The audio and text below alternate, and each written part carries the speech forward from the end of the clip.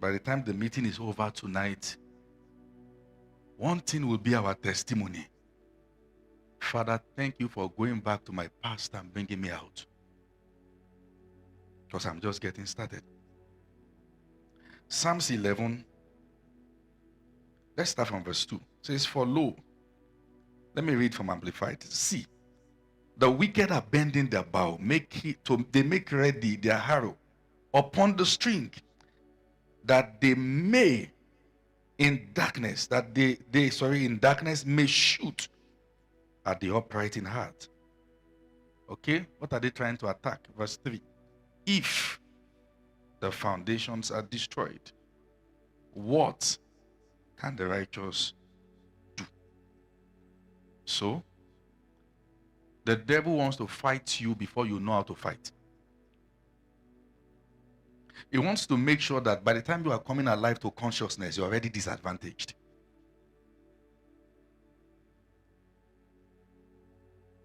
Okay? I taught on dysfunctional family, dysfunctional background a while back. I'm still going to get there in this series. And later on this year, I'm going to show you what you should do when you are married to somebody from a dysfunctional background. Because it takes kindness not to repeat it. All right? But we're getting somewhere. What is the devil after? Your foundation. It doesn't matter the intention and the amount you have to build. Once the foundation is weak, it will limit how far you can go. It will. It will.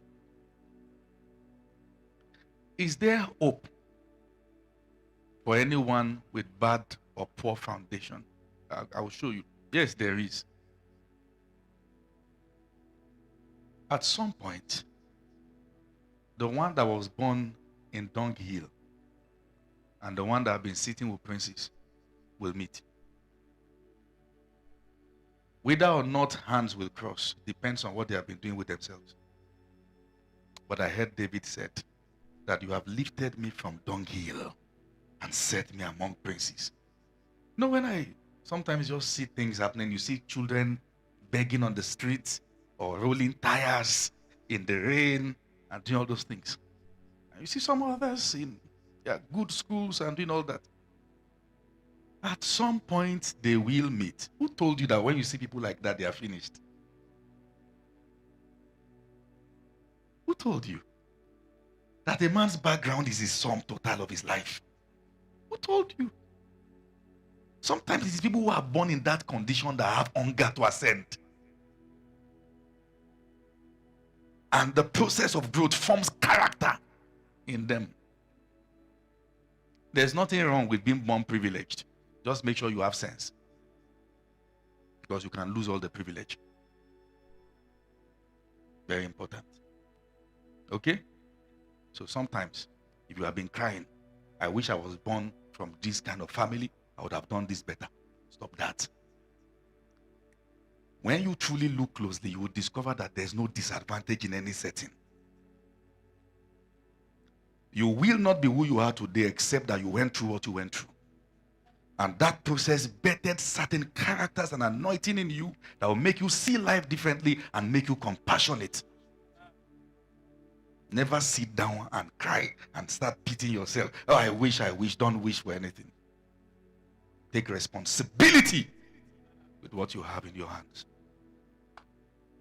Are you following what I'm saying here?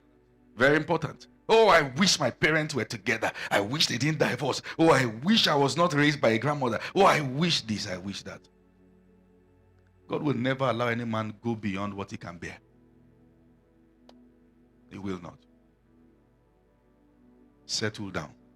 You will discover that hidden in the parables of your life, a contact point of grace, things that God made available, that is the exclusive preserve of your kind,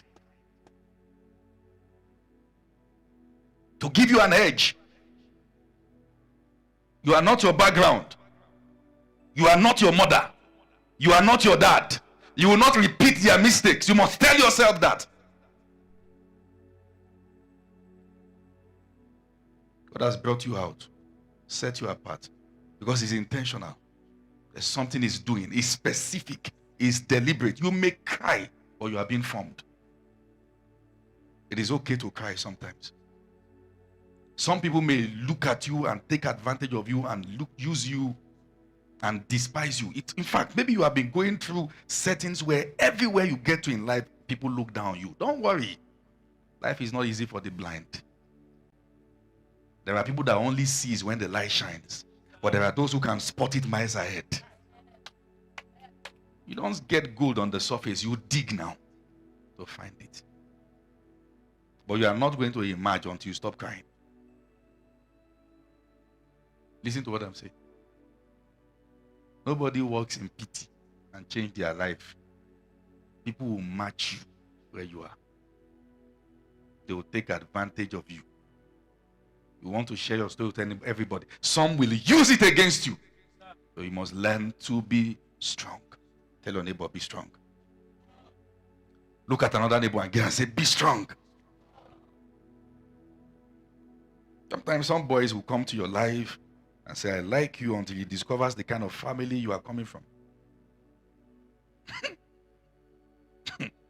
Just when you tell him, this is the condition in my family, he runs.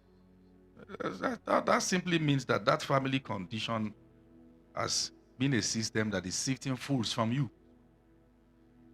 It may not be pleasant, but it is doing a good job.